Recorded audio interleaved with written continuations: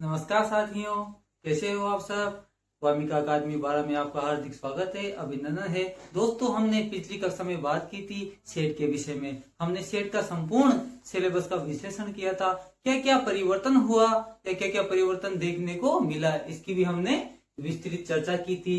दोस्तों, कल की कक्षा में मैंने बताया था कि रीट पीढ़ी भी आने वाली है, जो नवंबर दिसंबर में आ जाएगी और इसका नोटिफिकेशन आपको जल्दी ही देखने को मिलेगा।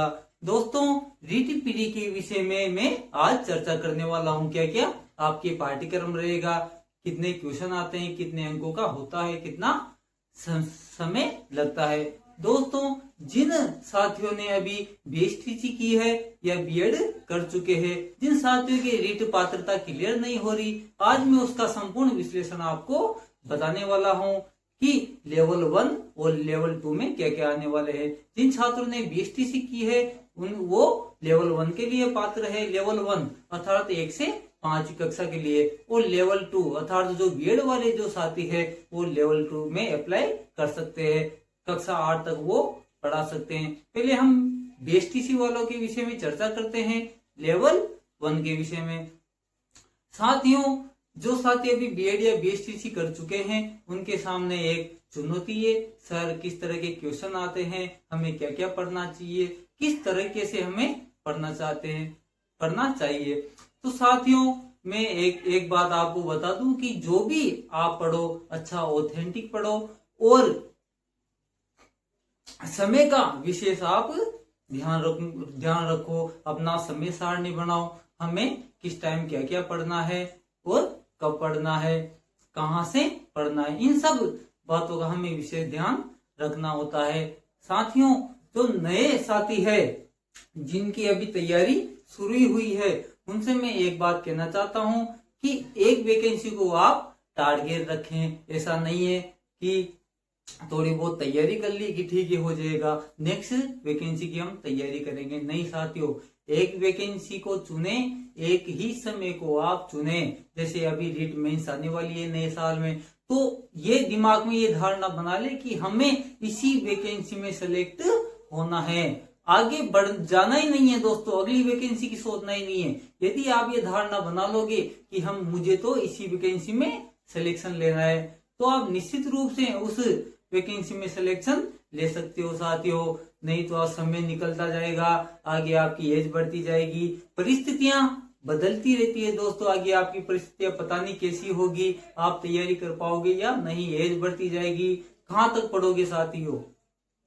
वैसे तो 40 साल है इसकी वैधता, लेकिन इतना पढ़ना ही नहीं है। दोस्तों, आप किसी एक वैकेंसी को लक्षित रखो, टारगेट रखो कि नहीं मुझे इसी वैकेंसी में सिलेक्ट हो रहा है।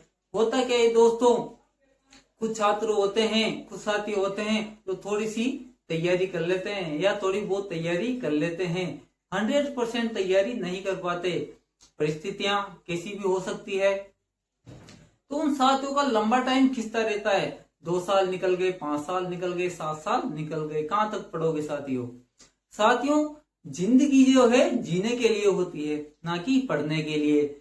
यदि आप पढ़ते रहोगे तो जिंदगी जियोगे कब। ये तो हो गया जीवन जीने के विषय में। साथियों, लंबे समय तक हम पढ़ते रहते हैं। मैंने बताया था आपको कि जिंदगी जीने के लिए होती है, ना कि पढ़ने के लिए। यदि हम पढ़ते रहेंगे तो हम जिंदगी जिएंगे कब। तो पढ़ना क्यों जरूरी है, इस विषय में मैं आपको बताता हूँ कि जिंदगी जीने के लिए होती है, ना कि पढ़ने के लिए। पढ़ तो हम इसलिए रहे हैं ताकि जीवन जी सके। दोस्तों, रीट पीढ़ी की यदि मैं बात करूं, इसमें क्या क्या परिवर्तन हुआ है।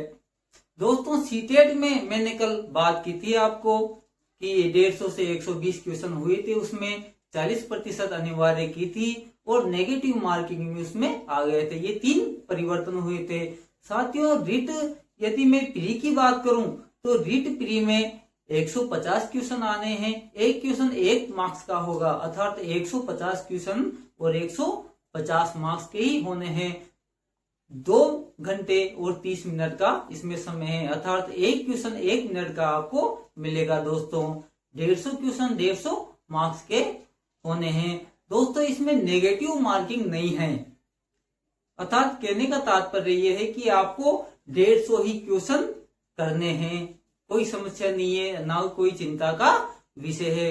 150 क्वेश्चन ही आपको अटेम्प्ट करने हैं, लेकिन आपको समय का विशेष ध्यान रखना है। कुछ साथी होते हैं जो कि कठिन सवालों में या कठिन क्वेश्चनों में उलझ जाते हैं और पीछे जो बेसिक क्वेश्चन होते हैं वो छूट जाते हैं। तो समय का आपको विशेष ध्यान रखना है। तो मैं बात करता हूं आज बीएसटीसी लेवल 1 के सिलेबस के विषय में। साथियों, बीएसटीसी लेवल 1 इसमें 150 क्वेश्चन आते हैं, ये मैंने बताया आपको, और 150 ही मार्क्स होते हैं। समय 2 से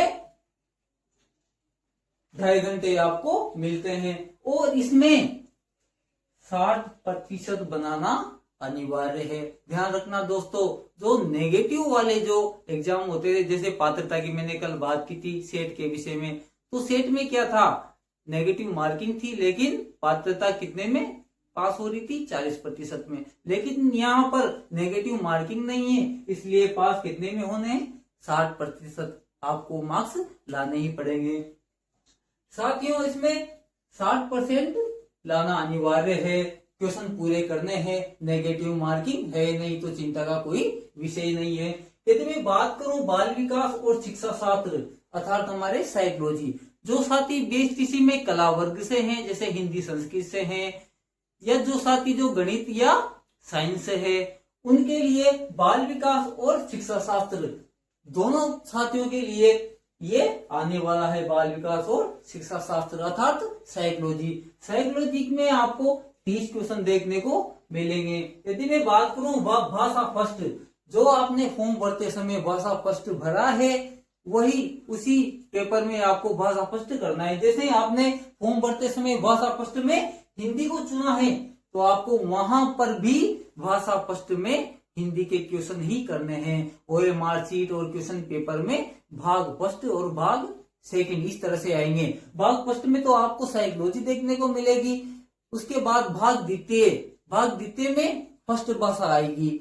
आपने जो फॉर्म में अप्लाई किया था कि भाषा फर्स्ट में, यदि मान लीजिए आपने हिंदी भरा है, तो आपको पहले हिंदी के क्वेश्चन करने पड़ेंगे, जो कितने आएंगे, 30 आएंगे दोस्तों।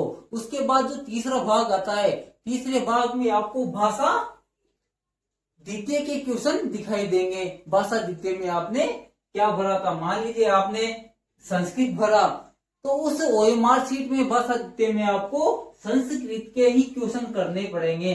बहुत से साथी जो पहली बार एग्जाम देते हैं तो कंफ्यूज हो जाते हैं कि सर कौन कौन से भाग होते हैं, कोई उल्टा सुल्टा भरते हैं, बी भाग का अ में गोले भर देते हैं या अ वाले बी में गोले भर देते हैं। तो इसका विशेष आपको ध्यान रखना है दोस्तों। फर्स्ट में जब आप पेपर ओपन करोगे, 30 क्वेश्चन आपको साइकोलॉजी में देखने को मिलेंगे। तो ओएमआर शीट के फर्स्ट 30 गोले ही आपको उसमें भरने हैं। उसके बाद भाषा फर्स्ट आती है। भाषा फर्स्ट में आपने क्या चुना था, हिंदी चुना था तो आप हिंदी के 30 क्वेश्चन कीजिए, संस्कृत चुना था तो संस्कृत के आप 30 क्वेश्चन कीजिए। उसके बाद तीसरे भाग में जो भाषा द्वितीय आती है, उसमें आपने कौन सा सब्जेक्ट चुना था, हिंदी चुना था, हिंदी यदि आपने पहले चुन लिया तो आप बाद में संस्कृत के 30 क्वेश्चन कर सकते हो। या जो साथी गणित से संबंधित है, विज्ञान से संबंधित है, तो वो अंग्रेजी भाषा भी आप चुन सकते हैं। तो दूसरी भाषा में आपको अंग्रेजी के 30 क्वेश्चन करने हैं, समझ गए। उसके बाद यदि मैं बात करूं, जो साइंस मैथ वाले साथी है, यहाँ पे ध्यान देना, जो साइंस मैथ वाले साथी है वो 30 क्वेश्चन गणित के करेंगे और 30 क्वेश्चन पर्यावरण अध्ययन के करेंगे। लेकिन जो साथी कला वर्ग से है, आर्ट से संबंधित है, वो साथी पर्यावरण अध्ययन में उनको 60 क्वेश्चन देखने को मिलेंगे, अर्थात उनके गणित नहीं आएगी दोस्तों, उनके मैथ नहीं आएगी। देखते हैं, बाल विकास 30 क्वेश्चन इनके हो गए, आपने एक भाषा सुनी हिंदी के 30 क्वेश्चन इनके हो गए, 60 क्वेश्चन। उसके बाद भाषा द्वितीय में आपने हिंदी चुना या संस्कृत चुना या अंग्रेजी चुना, 30 क्वेश्चन इनके हो गए। कितने हो गए, 90 क्वेश्चन हो गए। और जो साथी मैथ और साइंस से संबंधित है, गणित के हो गए 30 क्वेश्चन और पर्यावरण अध्ययन के हो गए 30 क्वेश्चन। ये हो गई साइंस और मैथ वाले की बात। अब मैं बात करता हूँ कला वर्ग के साथियों की। कला वर्ग के साथियों की गणित ना आकर पर्यावरण अध्ययन में ही 60 क्वेश्चन आ जाएंगे। समझ गए, 90 ये हो गए, 60 ये हो गए, 150 क्वेश्चन कला वर्ग के लिए देखने को मिलेंगे। तो ये तो हो गए आपके अंकों का निर्धारण, कौन कौन से क्वेश्चन आएंगे, कहां कहां से क्वेश्चन आएंगे, आपका विषय क्या क्या होंगे। अब हम सिलेबस की विस्तृत चर्चा करते हैं दोस्तों कि आपके सिलेबस में, जैसे मैं बात करता हूँ साइकोलॉजी में आपके कौन कौन से टॉपिक रहने वाले हैं, और हिंदी में आपके कौन कौन से टॉपिक रहने वाले हैं, संस्कृत में आपके कौन कौन से टॉपिक रहने वाले हैं, गणित में आपके कौन कौन से टॉपिक रहने वाले हैं, पर्यावरण अध्ययन में आपको क्या क्या देखने को मिलेगा, किस तरह से हमें क्वेश्चनों को चुनना है, किस तरह से पेपर सोल्व करना है, यह भी हम अब चर्चा करते हैं। सबसे पहले देखते हैं हम साइकोलॉजी, क्योंकि आप पेपर ओपन करोगे, सबसे पहले आपको साइकोलॉजी के 30 क्वेश्चन वहां पर दिखाई देंगे। तो दोस्तों साइकोलॉजी में आपके 30 क्वेश्चन आने हैं। सबसे पहले हम साइकोलॉजी के टॉपिकों को देख लेते हैं, बाकी जो क्लासेस चलेगी बाद में तो हम इन टॉपिकों को विस्तार से पढ़ेंगे। सबसे पहले मैं साइकोलॉजी की बात करूं तो साइकोलॉजी में आपको 30 क्वेश्चन देखने को मिलेंगे जो 30 मार्क्स के होंगे।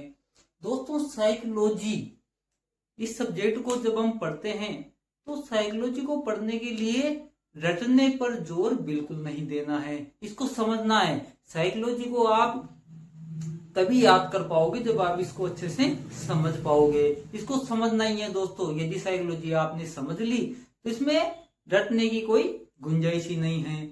और आज के स्तर की यदि हम बात करते हैं, आज के कंपटीशन की यदि हम बात करते हैं, तो साइकोलॉजी में आपको क्वेश्चन देखने को मिलेंगे दोस्तों, वह व्यवहारिक ही ज्यादा आपको देखने को मिलेंगे। बेसिक क्वेश्चन मिल जाए देखने में, लेकिन बेसिक क्वेश्चन बहुत कम मिलते हैं, आपको व्यवहारिक क्वेश्चन इसमें ज्यादा देखने को मिलेंगे। यदि साइकोलॉजी को आप अच्छी तरह समझ के याद करते हो तो ये बहुत ही इजी विषय होने वाला है दोस्तों। यदि मैं सबसे पहले बात करूं अभिवृत्ति और विकास, दोस्तों डीटीपीडी बीएसटीसी में जो साइकोलॉजी का पार्ट है उसमें सबसे पहले टॉपिक आता है अभिवृत्ति और विकास। यहाँ पर हम समझेंगे अभिवृत्ति किसे कहते हैं और विकास किसे कहते हैं। अभिवृत्ति जब बालक के शरीर की वृद्धि, शरीर के अंगों की जो वृद्धि होती है उसे ही अभिवृद्धि कहा जाता है। जैसे हाथों का बढ़ना, पैरों का बढ़ना, ऊंचाई का बढ़ना, लंबाई का बढ़ना, ये अभिवृत्ति कहलाती है, समझना ध्यान से। और विकास किसको कहा जाता है, जैसे बालक के मस्तिष्क का विकास, विचारों का विकास होता है। जब बालक भाषा एक दो शब्द बोलने लगता है उस प्रक्रिया को क्या कहा जाता है, विकास कहा जाता है। और विकास में ही अभिवृत्ति समाहित होती है। अभिवृत्ति का अर्थ होता है शरीर का बढ़ना या शरीर के अंगों का बढ़ना, जबकि विकास का अर्थ होता है शरीर के अंगों के साथ साथ मानसिक विकास का भी बढ़ना, अर्थात शारीरिक विकास के साथ साथ मानसिक विकास का भी बढ़ना। ये विकास में सम्मिलित हो जाता है दोस्तों। अभिवृत्ति में हम प्रत्यक्ष देख सकते हैं, बालक इतना सा था, इतना बड़ा हो गया, इसके पैर छोटे थे, बड़े हो गए, उसके अंगों का हम देख सकते हैं। अभिवृत्ति क्या होती है, बाह्य होती है, इनको मापा तोला जा सकता है। लेकिन विकास क्या होता है, आंतरिक होता है। जैसे संवेगों का विकास, इनको हम देख नहीं पाते, इनको हम केवल महसूस कर पाते हैं। दोस्तों विकास के जो प्रमुख सिद्धांत है, इन सिद्धांतों की यदि साइकोलॉजी में मैं बात करूं तो सबसे पहले आता है जीन पियाजे का विकासात्मक सिद्धांत, अर्थात संज्ञानात्मक विकास का सिद्धांत। ये सिद्धांत साथियों एक बहुत ही महत्वपूर्ण टॉपिक है। जीन पियाजे ने संज्ञानात्मक विकास में 4 अवस्थाएं बताई थी। विकास के प्रमुख सिद्धांतों की यदि मैं बात करूं तो मनो सामाजिक सिद्धांत जो दिया था एरिक एरिक्सन ने दिया था, और मनोसामाजिक सांस्कृतिक विकास का सिद्धांत भी है दोस्तों इसमें एक, जो लेव सिमकोविच वाइगोस्की ने दिया था। तो विकास के प्रमुख सिद्धांत बहुत ही अच्छी तरह हमको पढ़ने हैं, समझने हैं। तीसरा आपके टॉपिक है व्यक्तिगत विभिन्नताएं। बालकों में जो शारीरिक रूप से और मानसिक रूप से जो भिन्नताएं पाई जाती है दोस्तों, उसी को हम क्या कहते हैं, व्यक्तिगत विभिन्नताएं कहते हैं। जैसे शारीरिक रूप से विभिन्नताएं, जैसे कोई बालक की लंबाई नहीं बढ़ती या कोई बालक बहुत ज्यादा लंबा हो जाता है। किसी बालक का मानसिक विकास तीव्र रहता है, किसी का मध्यम रहता है और किसी का बहुत ही कम रहता है। ये जो व्यक्तिगत विभिन्नताएं होती है वो हम देख सकते हैं इनको। अगली मैं बात करता हूं व्यक्तित्व। व्यक्तित्व हम किसे कहते हैं बच्चों? व्यक्तित्व पर्सनालिटी शब्द से बना है, लैटिन भाषा का शब्द है। इसका अर्थ होता है चेहरा या मुखौटा। वातावरण में हम जिसको देखते हैं, सुनते हैं, समझते हैं, जो भी हम करते हैं वही तो हमारा व्यक्तित्व है। वातावरण में हम जो कुछ भी कार्य करते हैं, देखते हैं, समझते हैं, उसी को हम व्यक्तित्व कहते हैं। व्यक्तित्व के विषय में आलपोर्ट ने शील गुणों का भी सिद्धांत दिया था। उन्होंने आलपोर्ट ने 16 शील गुण बताए थे। कितने बताए थे दोस्तों? 16। यदि मैं बात करूं बुद्धि की, अगला आपका जो टॉपिक है वो है बुद्धि। बुद्धि किसे कहते हैं? बुद्धि के कितने प्रकार होते हैं? बुद्धि के सिद्धांत कौन कौन से होते हैं? किन किन मनोवैज्ञानिकों ने बुद्धि पर कार्य किया? तो साथियों, बुद्धि जो है वो वंशानुक्रम होती है और वातावरण में आने पर इसका विकास होता है। दोस्तों, बुद्धि का जो सर्वप्रथम मापन है वो बीने ने किया था 1905 में। अल्फ्रेड बीने साइमन बुद्धि परीक्षण जो सर्वप्रथम बीने ने किया था। बुद्धि मापन का जनक भी बीने को कहा जाता है। दूसरी बार में बुद्धि का जो द्विकारक सिद्धांत है वो स्पीयरमैन ने दिया था। बुद्धि का त्रिकारक सिद्धांत है वो भी स्पीयरमैन ने दिया था। सामान्य बुद्धि, विशिष्ट बुद्धि, ये स्पीयरमैन ने दिया था बुद्धि का द्विकारक सिद्धांत।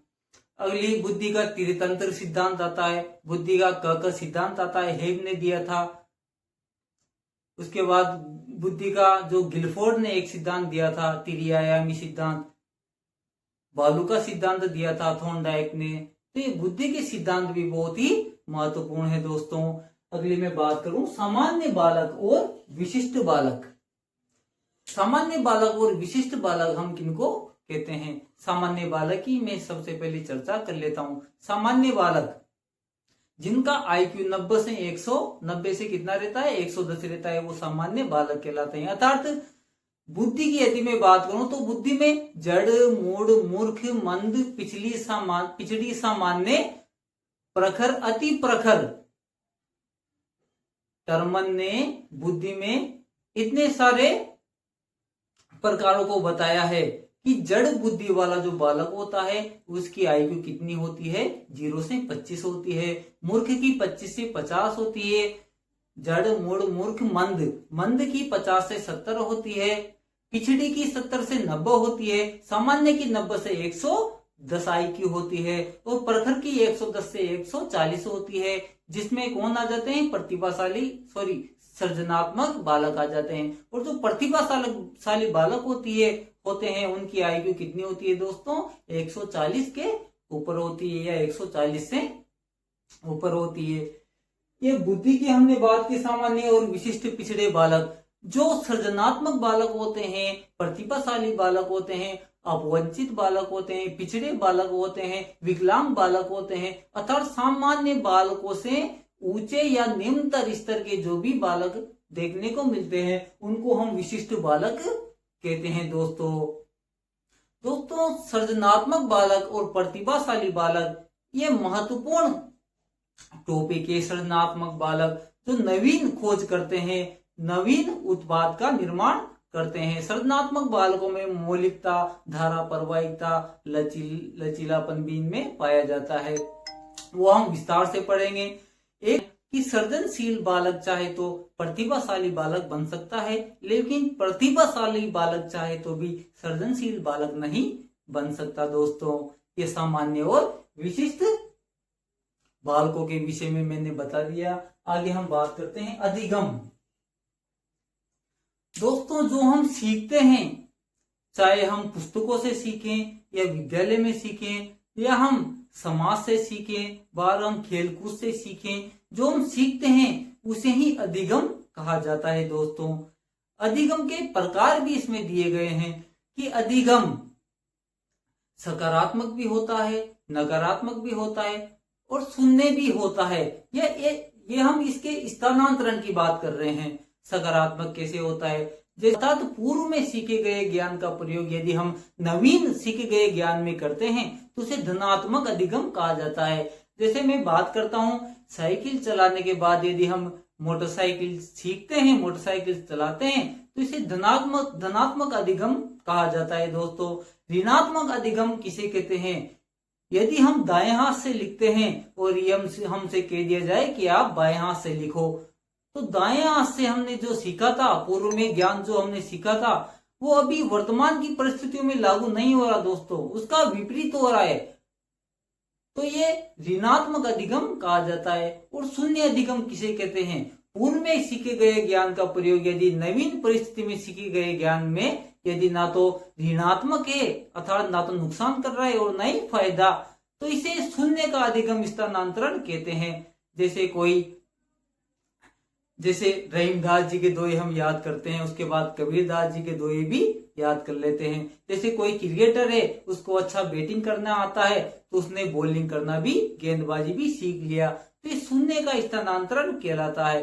ये अधिगम होता है दोस्तों। इसके अलावा अधिगम में पठार भी आता है।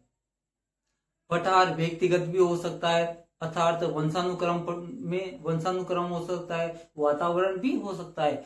पठार उसे कहते हैं अधिगम में समस्याएं आना दोस्तों। अधिगम रुक जाना, अर्थात आप पढ़ाई नहीं कर पाते, याद नहीं कर पाते, अधिगम में पठार आ जाता है, समस्याएं उत्पन्न हो जाती है। वो वंशानुक्रम भी समस्या ही रहती है दोस्तों, वो वातावरण से संबंधित भी समस्या ही रहती है दोस्तों। जैसे आपके सामाजिक वातावरण, विद्यालय का वातावरण, घर परिवार का वातावरण, ये वातावरण से संबंधित अधिगम है दोस्तों। अगली मैं बात करता हूं समायोजन की। समायोजन देखते हैं दोस्तों। समायोजन किसे कहते हैं? वातावरण में ढलना, वातावरण में या समाज में लोगों के बीच बातचीत करना, अपना कार्य करना, उसे ही हम क्या कहते हैं? समायोजन कहते हैं दोस्तों। जो पिछड़े और मंदबुद्धि बालक होते हैं वो सामान्यतः समायोजन नहीं कर पाते। और यदि मैं बात करूं किशोरावस्था में, किशोरावस्था के जो बालक होते हैं वो भी अधिकतर समायोजन नहीं कर पाते, उनके सामने विशिष्ट चुनौतियां होती है, इसे ही हम समायोजन कहलाते हैं। समायोजन नहीं कर पाने की स्थिति में बहुत से विकार उत्पन्न हो जाते हैं, जैसे तनाव उत्पन्न हो जाता है, द्वंद्व उत्पन्न हो जाते हैं, बहुत सारी समस्याओं का सामना करना पड़ता है। अगली मैं बात करता हूं अभिप्रेरणा। अभिप्रेरणा अधिगम में अभिप्रेरणा बहुत ही महत्वपूर्ण है दोस्तों। अभिप्रेरणा मोटिवेशन, अधिप्रेरणा अधिगम का राजमार्ग है दोस्तों, स्किनर ने कहा था। अभिप्रेरणा अधिगम में बहुत ही महत्वपूर्ण है। अभिप्रेरणा के द्वारा हम अधिगम में वृद्धि कर सकते हैं और बहुत तीव्रता से वृद्धि कर सकते हैं दोस्तों। RT 2009 अर्थात निःशुल्क एवं अनिवार्य बाल शिक्षा का अधिकार अधिनियम 2009 दोस्तों, इसमें विद्यालय से संबंधित जो भी योजनाएं हैं या जो भी नियम है उन सभी का इसमें विश्लेषण किया गया है RT 2009 में। यह RT 2009 संपूर्ण भारत में 1 अप्रैल 2010 से लागू हुआ था दोस्तों, और राजस्थान में 29 मार्च 2011 से ये लागू किया गया दोस्तों। इसमें जैसे 1 से 5वीं कक्षा तक के यदि बच्चों की बात करें तो 30 छात्रों पर एक अध्यापक को लगना अनिवार्य है दोस्तों। 60 छात्रों पर 2 शिक्षकों को लगाना आवश्यक है दोस्तों। इसी तरह 200 से अधिक छात्रों पर 5 अध्यापक और 1 प्रधान अध्यापक भी जरूरी है दोस्तों। यदि मैं 6 से 8 तक के विद्यार्थियों की बात करूं तो उसमें एक तो भाषाई शिक्षक की अनिवार्यता है, दूसरा गणित और विज्ञान का एक शिक्षक भी इसमें जरूरी है, और तीसरा सामाजिक विज्ञान से संबंधित शिक्षक भी इसमें जरूरी है। तो 3 तो ये शिक्षक अनिवार्य है दोस्तों इसमें। तो ये में अगला जो आपका टॉपिक आता है NEP 2020 अर्थात नेशनल एजुकेशन पॉलिसी, नई राष्ट्रीय शिक्षा नीति 2020, इससे संबंधित भी आपके क्वेश्चन आएंगे दोस्तों। तो ये तो हुआ साइकोलॉजी के विषय में, इनको हमको विस्तार से पढ़ना है। 30 क्वेश्चन यहाँ से आने हैं दोस्तों। अब अगली हम चर्चा करते हैं हिंदी की। जिन साथियों ने पहली भाषा में हिंदी को चुना तो हम हिंदी के टॉपिक भी देख लेते हैं। अपठित गद्यांश की इस अपठित गद्यांश में से किसी भी शब्द के नीचे अंडरलाइन दे दिए जाते हैं। उस अंडरलाइन देने के बाद उस शब्द में से पूछा जाता है कि इसका पर्यायवाची शब्द कौन सा होगा, विलोम शब्द कौन सा होगा। शब्द शुद्धि भी आ जाती है दोस्तों, उपसर्ग भी आ जाते हैं। पर्यायवाची जैसे मैं बात करूं आंख की, नेत्र, नयन, लोचन, चक्षु, दक्ष, अर्थात पर्यायवाची किसे कहते हैं? शब्द अनेक हो लेकिन उसका अर्थ एक ही निकले, उसको हम क्या कहते हैं दोस्तों? पर्यायवाची कहते हैं। विलोम शब्द, विलोम का अर्थ होता है विपरीत, जैसे दिन का रात, अस्त का उदय हो गया, अंदर का बाहर हो गया, आय का व्यय हो गया। इस तरह से विलोम शब्द भी इसमें पूछे जाते हैं। अगला शब्द शुद्धि, कुछ भी शब्द आपको दे देगा, आशीर्वाद दे दिया उसमें मात्राएं गलत कर देगा। इस तरह से शुद्ध अशुद्धि भी आपके हिंदी व्याकरण में आती है। उसके बाद उपसर्ग हो गए। उपसर्ग जैसे उपसर्ग की कुल संख्या वैसे तो 22 होती है। संस्कृत में यदि मैं बात करूं तो संस्कृत में एक उपसर्ग आता है उद, लेकिन हिंदी में क्या होता है दोस्तों? उत होता है। हिंदी में उत होता है और संस्कृत में उद होता है। इसका भी आपको विशेष रूप से ध्यान रखना है दोस्तों। तो उपसर्ग जैसे पर, परा, अप, सम, अनु, अव, निस, निर, दुर, अधि, उद, इस तरह से कुल 22 उपसर्ग होते हैं दोस्तों। उपसर्ग निकालने का सही तरीका यह है दोस्तों कि पीछे का जो शब्द निकलता है वो सार्थक होना चाहिए। जैसे मैं बात करूं निराकार, निर उपसर्ग निकल रहा है और पीछे सार्थक शब्द क्या निकल रहा है दोस्तों? आकार। यदि आप किसी भी शब्द में से उपसर्ग निकालते हैं तो जो पीछे वाला जो शब्द है वो सार्थक होना चाहिए दोस्तों, उसका कोई ना कोई अर्थ अवश्य होना चाहिए। ये अपन को ध्यान में रखना है। अगली मैं बात करता हूं उपसर्ग के बाद प्रत्यय। प्रत्यय भी आपसे पूछे जाएंगे दोस्तों। संधि आपसे पूछी जाएगी, स्वर संधि, व्यंजन संधि, विसर्ग संधि। स्वर संधि के 5 भेद होते हैं, दीर्घ संधि, गुण संधि, वृद्धि संधि, यण संधि और अयादि संधि। इस तरह से आपसे संधि भी पूछी जाएंगी। इन संधि को भी हम विस्तार से पढ़ेंगे आगे की कक्षाओं में। यदि मैं बात करूं आपसे समास भी पूछे जाएंगे, अविभाव, तत्पुरुष, द्वंद्व समास, कर्मधारय, बहुविधि समास, द्विगु समास, ये समास भी आपसे पूछे जाएंगे दोस्तों। अब आगे आपसे पूछी जाएगी संज्ञा और सर्वनाम और विशेषण और अव्यय भी आपसे पूछे जाएंगे। संज्ञा किसी व्यक्ति, वस्तु, स्थान आदि के नाम को हम संज्ञा कहते हैं। संज्ञा व्यक्तिवाचक, जातिवाचक और भाववाचक 3 प्रकार की होती है। सर्वनाम भी आपसे पूछे जाएंगे। पुरुषवाचक सर्वनाम, निजवाचक सर्वनाम, अनिश्चितवाचक सर्वनाम, संबंधवाचक सर्वनाम भी आपसे पूछे जाएंगे। विशेषण दोस्तों, विशेष्य और विशेषण अलग अलग होते हैं। विशेषण जो नाम दिया जाता है उसको विशेषण कहते हैं और जो वास्तविक रूप से होता है उसको विशेष्य कहते हैं। जैसे मैं बात करूं, मुख कमल सा हो गया, कमल क्या है दोस्तों? या मुख चंद्रमा सा हो गया, चंद्रमा क्या है दोस्तों? विशेषण है। और विशेष्य क्या है? मुख है दोस्तों। इस तरह से विशेषण विशेष्य भी वाक्य में आपसे पूछे जाएंगे। अगली मैं बात करूं अव्यय। अव्यय किसे कहेंगे दोस्तों? एक वचन, द्विवचन, बहुवचन, जो तीनों लिंगों में समान चलते हैं उसे ही हम अव्यय कहते हैं। जैसे एग्जाम्पल के लिए मैं बता दूं, चमिस क्या होता है? और होता है। यहाँ हो गया, वहां हो गया, ये सब क्या है? अव्यय है, जो तीनों लिंगों में एक समान चलते हैं। अगले मैं बात करता हूं एक अपठित गद्यांश और आपको देखने को मिलेगा। हिंदी में कितने गद्यांश हो गए दोस्तों? 2 गद्यांश हो गए।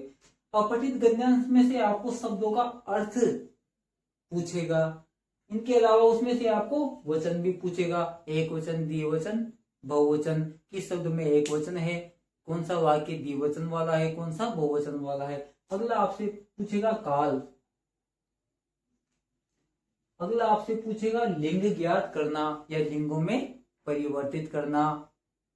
वर्तमान काल, भूतकाल, भविष्य काल, 3 काल होते हैं। वर्तमान काल जो प्रेजेंट है, भूतकाल जो पास्ट है और भविष्य काल जो फ्यूचर वाला है। उसके अलावा लिंग, पुल्लिंग, स्त्रीलिंग, नपुंसक लिंग, ये भी 3 प्रकार के होते हैं, ये भी आपसे पूछेगा। इनके अलावा यदि मैं बात करूं शिक्षण विधियों की, तो भाषा कौशलों का विकास, जैसे सुनना, बोलना, पढ़ना, लिखना, ये भी आपसे पूछेगा। इसके अलावा भाषा शिक्षण में चुनौतियां, भाषा शिक्षण में चुनौतियां, जब बालक भाषा को सीखता है, उस सीखने के लिए जिन शिक्षण विधियों का हम प्रयोग करते हैं उनको ही भाषाई शिक्षण विधियां कहते हैं। उन भाषाई शिक्षण विधियों में क्या क्या समस्याएं आती है, उनसे संबंधित भी वो आपसे क्वेश्चन पूछेगा। इसके अलावा शिक्षण अधिगम सामग्री, शिक्षण में उपयोग होने वाली जितनी भी सामग्री है उनको शिक्षण अधिगम सामग्री हम कहते हैं। जैसे पाठ्य पुस्तक होगी, हम अधिगम किन से करते हैं, शिक्षण पुस्तक से करते हैं, तो पाठ्य पुस्तक हो गया, श्याम पट्टू हो गया, बोर्ड हो गया, है ना। वो मल्टीमीडिया की जैसे कंप्यूटर हो गया, बड़े बड़े पोस्टर हो गए, जिससे सीखा जाता है, यही शिक्षण अधिगम सामग्री कहलाती है दोस्तों। इनके अलावा भाषा शिक्षण में मूल्यांकन, मूल्यांकन अभी हमने साइकोलॉजी में पढ़ा था, मापन और मूल्यांकन। संपूर्ण शिक्षण का जो मूल्यांकन किया जाता है बालकों का, उसे ही हम मूल्यांकन कहते हैं। इनके अलावा उपलब्धि परीक्षण, उपलब्धि परीक्षण की खोज सर्वप्रथम डेविड सी मैक्लेलैंड ने की थी 1955 में। उपलब्धि परीक्षण किसी भी परीक्षण का मापन करना, उनकी उपलब्धियों को जानना ही उपलब्धि परीक्षण कहलाता है दोस्तों।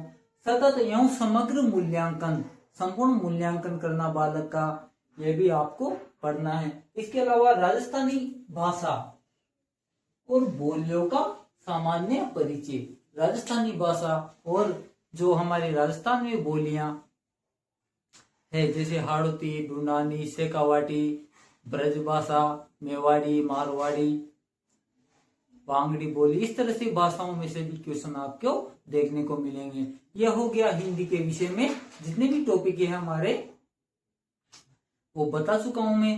अगली हम जो सेकंड भाषा सुनेंगे, जैसे हमने चुन लिया संस्कृत चुन लिया, तो हम संस्कृत के विषय में भी बात कर लेते हैं कि संस्कृत में आपके सिलेबस में कौन कौन से टॉपिक हैं। नमस्कार दोस्तों, हमने भाषा प्रथम में हिंदी के जो टॉपिक देखे थे जो सिलेबस में है आपके, उन पर हमने विस्तृत चर्चा कर ली। और अब हम भाषा सेकंड में जो आपने संस्कृत चुना है, उस संस्कृत के हम पाठ्यक्रम, उसका भी हम सिलेबस यहाँ पर देख लेते हैं कि संस्कृत में आपके लेवल फर्स्ट में क्या क्या टॉपिक है, क्या क्या रहने वाला है। दोस्तों, संस्कृत में सबसे पहले आपको एक अपठित गद्यांश दिखाई देगा। उस गद्यांश में से आपसे विलोम शब्द, उपसर्ग, प्रत्यय आदि वो पूछ सकता है। कुल संस्कृत के 30 क्वेश्चन आपके आने हैं, देखते हैं। अपठित गद्यांश, उस अपठित गद्यांश में से आपसे व्याकरण संबंधी क्वेश्चन भी वो कर सकता है। उसके बाद हम देखते हैं शब्द रूप। शब्द रूप भी आपसे वो पूछ लेगा कि इस शब्द में कौन सी विभक्ति है, एक वचन है, द्विवचन है या बहुवचन है। उसी तरह आपसे धातु रूप भी वो पूछ लेगा। शब्द रूपों की बात करूं यदि मैं, तो लता स्त्रीलिंग है, राम पुल्लिंग है, राम रामो रामा, रामम रामो रामान, एक वचन, द्विवचन, बहुवचन में ये चलते हैं। और जो धातु रूप होते हैं वो पुरुषों में चलते हैं, वो भी एक वचन, द्विवचन और बहुवचन में, प्रथम पुरुष, मध्यम पुरुष और उत्तम पुरुष में। तो शब्द रूप, धातु रूप पूछ लेगा आपसे, कारक भी वो पूछ लेगा। साथ ही संस्कृत में कारकों की संख्या कुल 6 होती है, वैसे होती 7 है, लेकिन संबंध कारक को यहाँ पर संस्कृत व्याकरण में कारक नहीं माना गया है। जैसे कर्ता कारक, कर्म कारक, करण कारक, संप्रदान कारक, अपादान कारक और संबंध कारक को यहाँ पे कारक नहीं माना गया है। उसके बाद आता है अधिकरण कारक, उसका चिन्ह होता है वे पर। हम कारकों का भी विस्तृत वर्णन करेंगे, अच्छे से पढ़ेंगे आगे की कक्षाओं में। कारक के बाद आती है विभक्ति, प्रथमा विभक्ति, द्वितीय विभक्ति। कितनी विभक्तियां होती है? कुल 7 विभक्तियां होती है। इनके अलावा उपसर्ग जो मैंने बताए थे हिंदी के जब हमने टॉपिक पढ़ रहे थे, उपसर्ग कितने होते हैं संस्कृत में? कुल 22 उपसर्ग होते हैं, उपसर्ग भी पढ़ेंगे। प्रत्यय साथियों, संस्कृत व्याकरण में 3 प्रकार के प्रत्यय होते हैं। एक तो पहला आता है कृत प्रत्यय, जिनको कृदंत भी कहा जाता है। कृत प्रत्यय जो धातुओं में जो प्रत्यय लगते हैं उनको हम कृदंत प्रत्यय कहते हैं, और जो शब्दों में प्रत्यय लगते हैं उनको हम तद्धित प्रत्यय कहते हैं।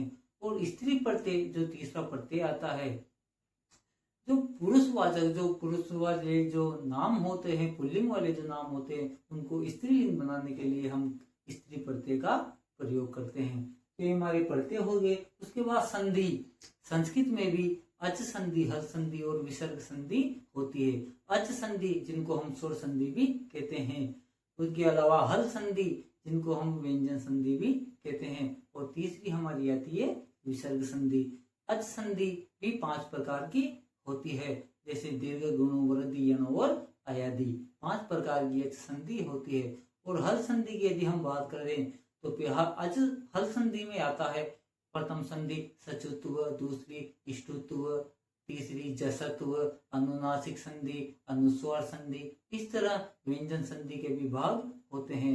और तीसरी जो हमारी संधि आती है, तीसरा भाग जो संधि का आता है वो आता है विसर्ग संधि। तो इसकी भी हम विस्तृत चर्चा करेंगे जब हम कक्षाओं में इनको पढ़ेंगे।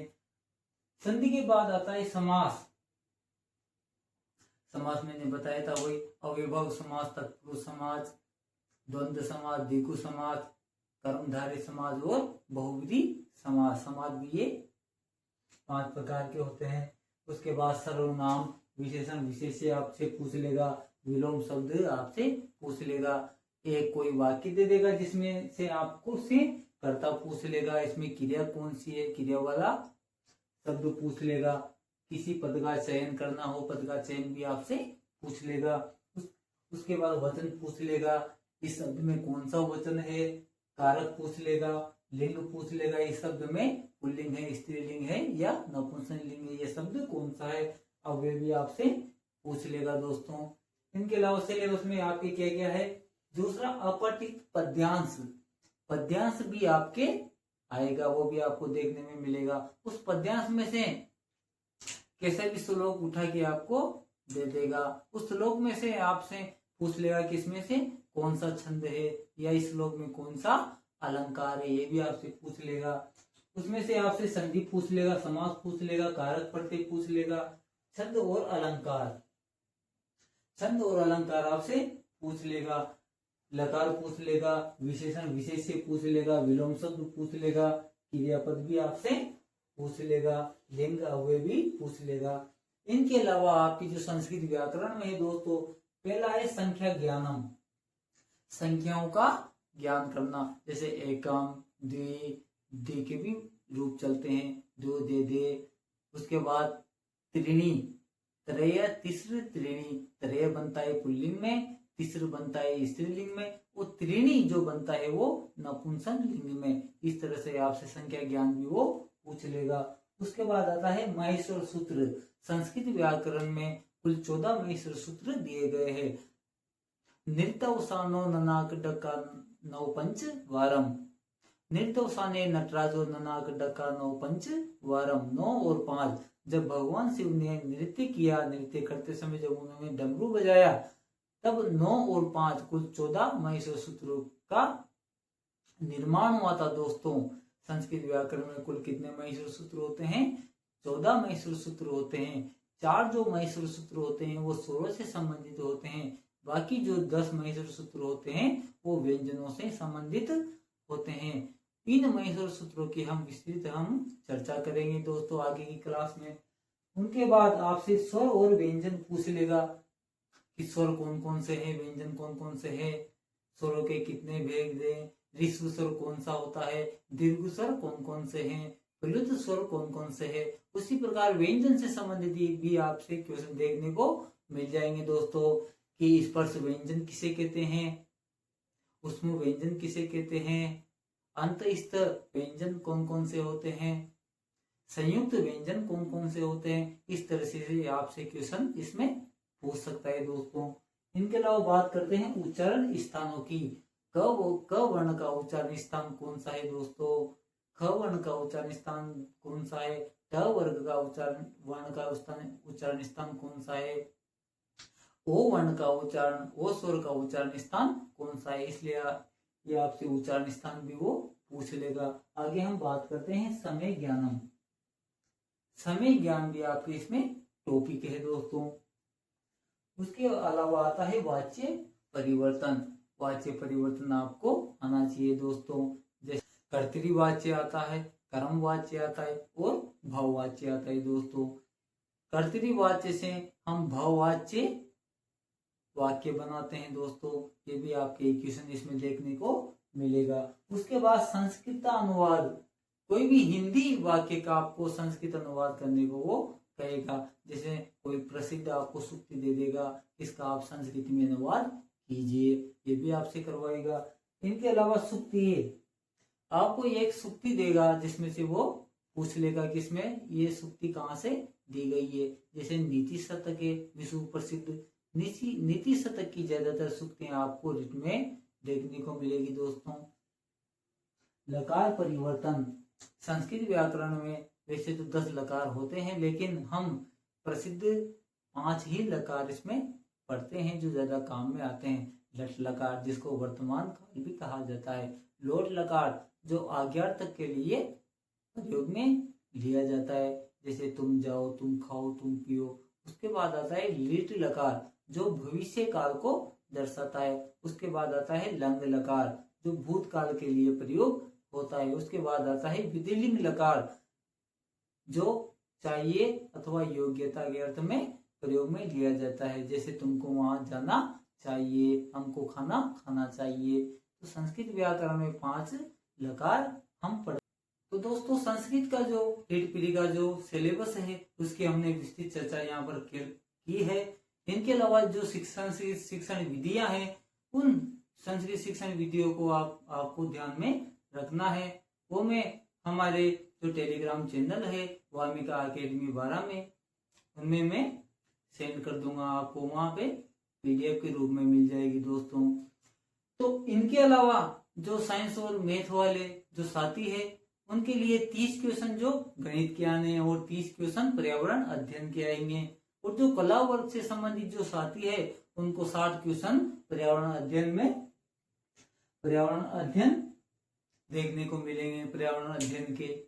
तो इस तरह से हमने रीड पीढ़ी का लेवल 1 का संपूर्ण सिलेबस यहाँ पर विस्तृत चर्चा की है दोस्तों।